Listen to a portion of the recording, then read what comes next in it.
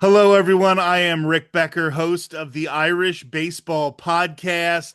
And today I am joined by Michael Lycia and Mary Jo Neville of the Oriole Advocates. So, first of all, thank you both so much for joining us. You're welcome. Glad to be here. Oh, of course. Yeah. Pleasure to be here.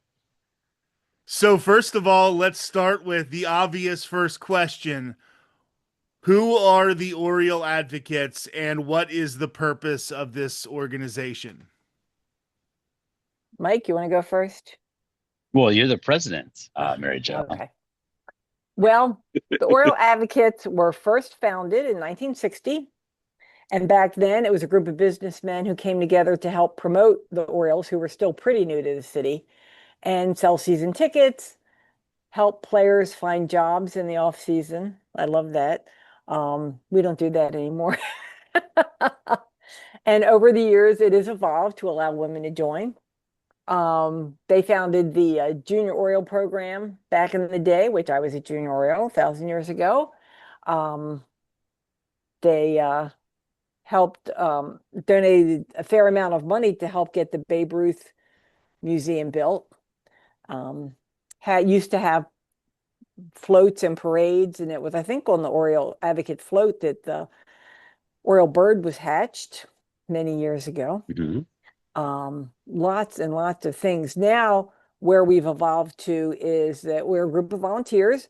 The thing most people, if they know of us at all, they know us for handing out the giveaways on giveaway day. Our our secret password is medium or extra large whenever we have shirts to give out. And we do volunteer work. We have the Cardboard to Leather program, which Mike was chairman of for many years. Mike, why don't you talk about that? Since that was Yeah. your So, gig. so yeah, Mary Jo kind of touched on our history, and kind of evolving to today. And we do the giveaways, but then one of the other things we also do is we do charity stuff. And so the two things that we do um, that we focus on charity wise is um, Challenger baseball, which I'll talk about in a second, and then also cardboard to leather. And what cardboard to leather is it's a program where we take used baseball equipment and we take it and give it to kids that need it. So the kids that maybe have the means for a baseball field but don't have the means to buy equipment or don't have means to walk down to the sporting goods store to purchase equipment. And so we collect somewhere between 30 and 40,000 pieces of baseball equipment just in the Baltimore area. It's pretty remarkable. And we'll ship it to different places all around the world and also locally as well too. So um, last shipment, we're about to do a shipment to Kenya coming up here in the next couple of months. But we've done shipments in the past. In the last 10 years, we've done shipments to Aruba, Nicaragua twice, Puerto Rico. We've done shipments to Hungary, and other little shipments here and there all around the world. So that's the cardboard leather. And then the other program that we do is Challenger Baseball, where we put on I guess what you would call it a kind of a like a festival day for children with physical challenges as well as some mental challenges as well too. And we put on this event where the bird comes in and we have food for all their family members, and then the leagues will have a baseball game, and then they'll have afterwards they'll meet the bird and have hot dogs. So that's Challenger Baseball. So those are the two events that we do for charity. Challenger Baseball, we do probably 15 to 20 events every single year, and we've been doing that for the last 15 years. And Cardboard Leather, we've been doing that for about the last 25 years, and giving out equipment all around the world. So that's the long story of our organization, from the history, what Mary Jo just said, to the what we're doing today. So when it comes to cardboard to leather, you mentioned a bunch of other countries, Kenya, shipping things all over the world. Do you also try to provide equipment for local teams and try to make sure that we're continuing to grow the game here because obviously like our Mm. organization we have a lot of camps and we do a lot of things in Ireland, but it's also important to make sure that we're growing the game here in the States because, it's something we're all passionate about it. But as we get older, as we move out of fandom, we have to make sure that there's a new group of kids who are ready to take up that fandom if we want this sport that we love so much to continue to grow. Oh, absolutely. I mean, Rick, you're totally right. Um, we actually do give baseball equipment locally. We've done several distributions in the Baltimore City. We've done distributions in Prince George's County. So all around Maryland, we've done distributions. So we're always looking for different opportunities locally and also internationally for us to help out kids that really want to play baseball but don't have the right equipment to play. Yeah. And one of the things we're able to do is when people donate to us, they often donate golf clubs and tennis rackets and, things like that, which we take to play it against sports and trade in for baseball equipment. Um, and then depending on the needs and where they are, sometimes that's what we do fundraising and we'll buy new equipment to be able to give to kids. Um, and uniforms and bases and whatever it is they need, we try to help with that. It's an interesting thing. And now a lot of people who were with the Baltimore Orioles, especially, people from Central America, are aware of what we do and they contact us. We're getting a shipment ready. I think after Africa, Benny Ayala has one go. I forget where it's going, but there's one Puerto being Rico. Puerto Rico. Okay, one being put together for him. And on Tuesday, I was watching the Oriole game, minding my own business, and I got an email from Obaldo Jimenez, and I'm like, "Wow, this is a surprise." But he said, "I remember you did this program, and I wanted to see if you still did it because I was just in Honduras and met these kids, and they need everything. They don't have, they are literally using cardboard for baseball gloves and that kind of thing." We're like, "Sure, we'll start putting together something for you." So Oh, it's really and cool. that is that part of the story is I forgot to mention is that um, the the idea came from an article that was written in the Baltimore Sun in the 80s, where a reporter went to uh, I'm not exactly sure which country it was, but they were using cardboard um, like boxes molded around their hands as baseball gloves. So and I've seen where they've used, pieces of slate for bases. I mean, stuff like that is just extremely dangerous. And it's not really um, nice to play with. So the idea behind our program and the name comes from switching those cardboard gloves to leather gloves. So cardboard leather. Excellent. I wanted to mention something that Mary Jo brought up a little early in our conversation, and I kind of let it pass, but I wanted to get back to it. And that is the Babe Ruth birthplace and museum, which is just a few blocks. I mean, it is a quick walk from Oriole Mm-hmm. Park at Camden Yards. And I think that the fact that the city, the community, baseball fans have gone to such great lengths to make sure that this was preserved because Babe Ruth is such an important part of the story of the game that we all love. When we talk about passing it on to the next generations, one of those stories is Babe Ruth. None of us got to see him play. We all know about him because of the stories that we were told from the Mm-hmm. people who loved baseball in our lives before us. So, how important is it to have that connection to Babe Ruth, who, of course, if anybody doesn't know, was born and raised in Baltimore? It's great. It's great. And when he was young, he was placed at St. Mary's Industrial School for Boys, which in later years became Cardinal Gibbons High School, where my brothers both went. Um, and that's in Baltimore near St. Agnes Hospital, if people don't know. And it was there that he a brother or a priest that was there taught him baseball, and that became something he was really interested in, and made it his career. And having that connection, being a part of helping to restore the buildings there where he was born and have it now be a museum is terrific. And we continue a relationship with them. We meet once a month, 10 months of the year. We take a break over the holidays. And one time a year, we meet at the Babe Ruth Museum. They have a little courtyard next door, and we meet there, and it's great. And then when we go, we can go and, take a quick peek inside the museum and stuff, and it's great. And I know we do support them, help them with their events and fundraisers and that kind of thing. So it's terrific because it's all about baseball, and like you say, promoting it, getting people to know. And, oftentimes when people come through the gates, especially if they're wearing the opposing team's jersey, we'll say, is this your first time here? And yeah, we'll say, well, go to the blue umbrella and get a first time button. And where Babe Ruth was born is just 2 blocks that way. You can go see, before you leave town, make sure you go and check it out.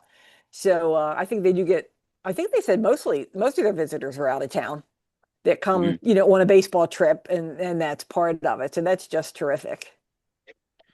In the 80s, the house was actually slated to be demolished because right now if you guys are familiar with that area, there's a BG&E like transition or like a property that have all their power stuff there, and they were planning on making it bigger into the neighborhood, and they were going to tear down Babe Ruth's birthplace.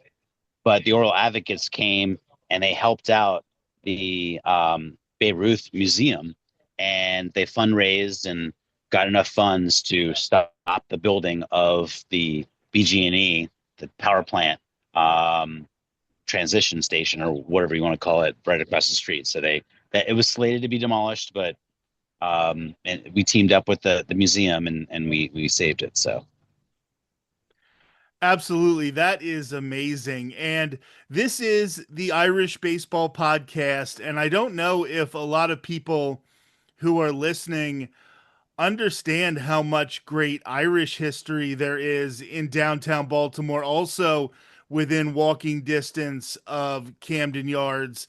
So we're talking about the Irish Railroad Workers Museum, and then what is it, the B&O Railroad Museum, just Uh-huh. in general. All of those things are within walking distance, depending on how much you walk in a day, of Oriole Park at Camden Yards. And if you want to, I'm just gonna I'm gonna sell your team and a game day experience just for a couple minutes, do it. because as somebody who has gone to a lot of games at Oriole Park at Camden Yards, very convenient if you're coming up from the Washington area, if you're coming down from Pennsylvania, to stop at a light rail stop and go right into downtown by the Inner Harbor. You get dropped off right by the ballpark, and you have a lot of stuff that is right there. So you can get there like 9 o'clock in the morning on a game day, and you can go to the aquarium, or you can go to the Railroad Museum, or you can go to the Guinness plant. You might need an Uber to do that, but you can do all of these things and then come back so that you're getting there at 6 o'clock, 6:30 for a 7:05 start. Hmm. And Rick, I know this isn't a requirement to be on your podcast, but I'll say my grandfather's grandparents immigrated from Ireland during the potato famine. Maurice Neville and Catherine Welsh. They met in Baltimore, but they both came over. My grandfather worked for the railroad, B&O, and my dad and my dad worked for the railroad for a while, but two of his brothers made a career working for B&O, and Camden Station was where they left from and returned to for World War II. They went to Camden Station and took the train down to Fort Meade. And then when they returned, that's the way they came back. So yeah, we Baltimoreans all have a little connected history there. No, that is a great story, and I love to hear it. It's one of my favorite things about doing this podcast for the past 4.5 years is everybody has that story, even if you don't know it by their last name. I Mm, was actually a funny story. John Fitzgerald, who is the president of the organization, he is the founder. When I was talking about doing this podcast, I was like, well, do you want me to use my last name from the Irish side of the family? And he said, no. He's like, I want to stress the fact that just because somebody has a last name that doesn't sound Irish doesn't mean that they're not just as Irish as anybody else. So hmm. bring your German last name and talk about Irish baseball. That's right. So the 250th anniversary of the United States is coming up, and another thing that is pretty close to Oriole Park at Camden Yards is the location of where Francis Scott Key wrote the Star Spangled Banner. So all of these things are so accessible. It's one of the reasons that I love, we can talk about Camden Yards and we will in a few minutes and why that's such a great place to see a game. But it's not just the venue itself. It's that they put it at the exact perfect spot. Hmm. Yeah. Yeah, they did. And Star Spangled Banner, Fort McHenry. It's why we yell "oh" at the games. People coming from out of town, "Oh, what is that?" And when you tell them what the connection is, and they're like, "Oh, that's really cool," you know. But yeah, it's just so awesome. I love being a Baltimorean and love being Irish. So let's say somebody is listening to this podcast and they're like, all right, I've got either, my kids aren't playing anymore, their equipment's in pretty good shape, and they want to make a donation. How would somebody go about donating actual equipment to Oriole Advocates?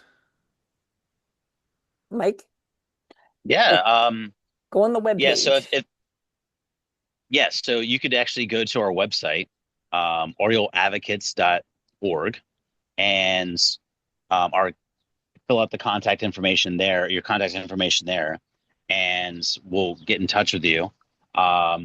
We can probably make arrangements if there's driving distance away from Baltimore to get equipment, or make some sort of other arrangements, shipping it or something like that to us. And then what we do is we get all the equipment and then we ship it in a big container to whatever location we want to benefit, or like, to Kenya, for example, that's coming up.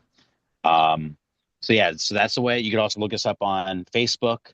We're also on X, And and then we also like Instagram. This Sunday, for example, we're Oh, having a collection at Camden Yards. So if anybody's coming to the game on Sunday and has equipment they would like to bring with them, drop it off right yes, there. But we do have advocates who live in Hartford County, Baltimore City, Howard yeah, County, Eastern Shore, Southern Maryland. So pretty much we're able to go to somebody's home when they clean out the garage and pick the yeah. equipment up and take it in. And then when we have a warehouse that we rent, and we store the equipment there, and then we have pack days where we go Hmm. through all the boxes and all the bags that we've picked up at people's houses and who have brought to Camden Yards, and we do the same thing at Bowie and on the Eastern Shore at Salisbury, Shorebirds. We do collections there. And then we try to organize it. We have boxes for bats and boxes for, and you count how many go in there. And so it's all organized for customs to get it out of the country. And then we use baseball uniforms too. If anybody has old baseball pants or whatever. And sometimes we'll have little leagues that give us a bunch of stuff that all matches. But even if it doesn't, if kids all, get 15 orange shirts, even though they all might say something different, they're all orange. They look like a team, that's something that they've never had before, or all blue shirts or all blue hats or, whatever it is. So we spend many Saturdays down at our warehouse organizing and packing and counting and whatnot. And then when we have enough, then the shipment goes out. But yeah, this Sunday we'll be collecting financial donations, cash, credit card, or baseball equipment that anybody has. Bring it. We'll have collections at A and H gate, the major gates with the donations, and then I think Gate D will also have financial. We'll have a one of those little things. Yeah, What do you call them a that QR you? code. Yeah, that you can make a financial. I can't remember Yeah, these big I, technical words. yeah. So even if you're listening to this and you're not in the Baltimore area and you're like, I'm not going to the ball game and I have equipment, and I want to ship it off, and you're like, well, that could be $50 to ship it. This seems kind of silly. I'll just donate money to the organization. We're actually a 501c3 organization, so you could donate through our website as well. So that also benefits because even though getting equipment's great, what also is beneficial to our organization is like money donations because we still have to have money to get the equipment to the children that need it anywhere around the world. Yeah. So that costs a little bit as well. And the other thing that I forgot this, the other thing that we do is we provide scholarships to kids at the Baltimore County community colleges who are baseball players, and also scholarship money to Mount St. Joseph High School. One of our members, who was a member early on and is still a member, I think he joined in 1970, Don, but he's 94 years old now, still a member of our organization, and he graduated from Mount St. Joe. So, in his honor, we do a scholarship at Mount St. Joe every year for tuition's not cheap for a kid that's a baseball player. That's another one of the things we do. So one of the things I do want to say is just by the nature of podcasts, by the time somebody listens, that Sunday game has probably passed Uh-huh. and long gone. So would you say that for these drop-off experiences to just check your website periodically and it'll say if you're going to be in, you know, Yeah, Aberdeen or Eastern Shore right. And or we've got another collection at Camden Yards on August 24th. That's on my count. And then I know this summer we've got, Mike, where'd you go? Um, did that? Yeah, we've got them at Aberdeen and whatnot. So yeah, that'll be on our page. Or it'll where we also put it on the social media channels, Instagram, Facebook, whatever they all are. We put it Yeah, on so there when make we have sure them. that you're following Oriole Advocates. That's the Yeah, most important part. And then you'll be able to see anytime that they are doing one of these events. And it's such an important thing. Like I said, like growing the game with the next generation is so important. But yeah, what do you find for the people who volunteer? What do you think they get out of it? How much do you think it either keeps them involved in the game, it forces them to, just remember what it's like. Like sometimes you're like, oh, I'd like to go to 10, 15 games this year, but maybe you wouldn't if you don't have this connection to the organization and it keeps you more active in your community. Do you think that you're doing just as much for yourselves and for the other volunteers as you are sometimes for the kids who are getting the stuff? absolutely. I mean, to me, it's just a lot of fun. And sometimes it's not as much fun when it's either pouring down rain and you're handing out things, or when it's 95 degrees, as it was yesterday and will be this weekend. But it's to me, I love being at the ballpark. Smelling the hot dogs, seeing the people come in with their crazy outfits, seeing the little kids. And now the Orioles are changed the way they do things, and we give out the giveaways to everybody. You don't have to be 15 and over. So giving the little kids bobbleheads, when we did bobbleheads earlier this year, we had parents that were actually videoing us handing the kid the bobblehead and how excited they were. So all of that's part of it, just being there for me, just being there and remembering going to Memorial Stadium when I was a kid and being a junior Oriole and winning a prize. I have a junior Oriole Mm-hmm. necklace that Mike can tell you I wear every game. She does. But She does. I do all those memories and just being there with everybody and meeting people that you would not ever have met probably otherwise. I've got several people have become, my nearest and dearest friends, and we never would have crossed paths if we hadn't joined the Advocates. It's people Yeah. from all walks of life, all around the Baltimore metropolitan area. It's really a lot of fun. Right, Yeah, and Mike? yeah, and something I'll add, Mary Jo, is that when it comes to our charity stuff, like I've been on trips twice to Nicaragua, once to Dominican Republic, another time to Aruba, and giving a kid, you know, their first baseball glove and seeing the excitement of, the glow on their face right when I give it to them, or their baseballs, and these kids are just so excited to get anything that looks official, Hmm. compared to what they're using is just, passed down by generations through generations. And just see that excitement in their face is just, it's priceless. And even locally, whenever we do challenger baseball events, just seeing the looks on their faces when they get to see the bird and get to have the big picnic that we have in the event, and it's just so exciting for them. And just seeing that interaction and seeing that energy, it's just it's something that I really can't describe in words. It's pretty amazing. Okay, so as we start to wind down this interview, I had two questions that I want to ask to each of you. I'll start with Mary Jo. Uh-oh. I want to know first your favorite superstar Oriole of all time, but then I also want to know who's that player who maybe wasn't a multi-time all-star, but somebody that just really connected with your heart over the years, that like underappreciated player. So I want to know your favorite superstar Oriole, and I want to know your favorite underappreciated Oriole.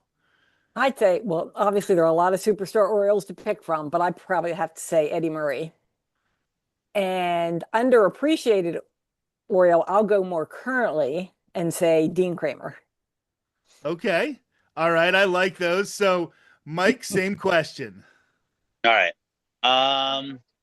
Probably have to go with Cal Ripken. I mean, I think I was kind of complacent about, like, I'm not from Baltimore originally. I've been here for 20 years in Baltimore, but so I wasn't around when he broke the streak.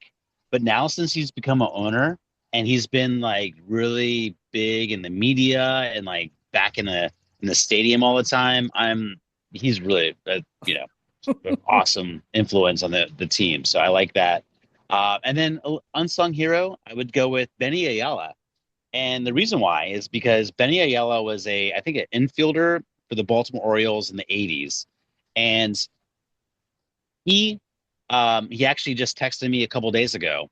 Um, hey, we need baseball equipment in Puerto Rico. We've shipped about, I want to say, like 5 or 6 containers of equipment to Puerto Rico. And he has been such a instrumental part of our distribution to Puerto Rico.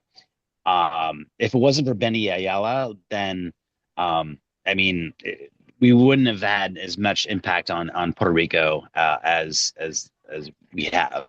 So I say Benny Ayala and then also Cal Ripken Jr. So there we go. And I have a little pet cause because I feel personally that Frank Robinson is the most underrated player in the history of Major Of League course. Baseball. Yes, I I agree with think that. everybody knows that Frank Robinson is a Hall of Famer, but I don't think they realize he's right up there with Aaron and Mantle and Mays. Like he's at that level of player. Absolutely. Yeah. And I think the fact that so many people got to see him as a manager for so many years kind of made him just seem like he was just another guy who was around the game for a long Yeah. time because Willie Mays and Mickey Mantle didn't do that after their careers. So Hmm. I think that one of the things when I'm talking to Orioles fans is I always like to talk about Frank Robinson because Of when course. you talk about those names that you want to keep, you know, those legacies that you want to make sure that everybody is appreciating, he is definitely really at the top of the list. So why don't you pump the website one more Oh, time so everybody oh, wait, knows? Oh, Rick, what about your unsung okay. hero? What is my unsung Oriole? Okay. I'll tell you what. I live in Lancaster, Pennsylvania, Okay. and after he played for the Orioles, Ryan Miner. He played for the Lancaster Barnstormers at the time here of the Independent Atlantic Oh, League. And it was one of my favorite trivia questions because Ryan Miner was actually the player who was put in at third base Yep. the first day that Cal Ripken did not Yep. And they did said not that's start a they said right. when game. they That's told him right. he was playing third base, he said, "Does Cal know?" Yes, Cal knows. So it was That's a awesome. really fun little piece of trivia that we had the There you guy go. who replaced Cal Ripken. His career obviously didn't go quite as well, but most of them don't. So Yeah, well, he Yeah, made it well, a big show. He made it a show. hey, and yep. not a lot do. So why don't you pump That's the right. website again? Because I really want to make sure that anybody who wants to donate, whether it's money or whether it's actual equipment, or if you're in the Baltimore area and it's time, if you want to make a donation, how can people get a hold of you? The website is Oriole, www.orioleadvocates.org. And you can contact us there. And we are Oriole Advocates on most social media platforms, Instagram, Facebook, Blue Sky. I don't know, all manner of them. So you could also send us a message through that if you want. And we'd be happy to talk to you, come collect your equipment, whatever it is. That would be awesome. Thank you for that.